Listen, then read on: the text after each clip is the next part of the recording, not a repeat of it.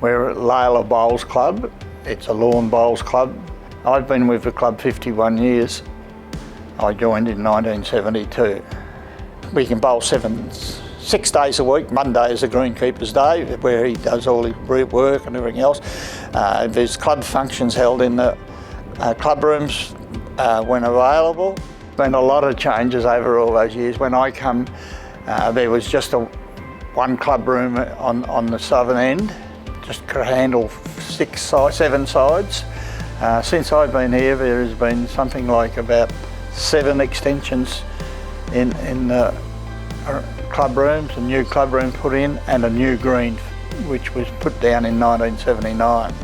And the comfortable chairs are very important because you come in after 2 or 3 hours out on the green, you want to be sitting in a comfortable chair which enables you to relax, and this furniture is doing that for us. It's important to have safety chairs. We did have furniture before we got this in, that we did have a few accidents where the chair's legs spread and broke, and we had a couple of injuries. So it's very important that the furniture is safe and well tested to prove it.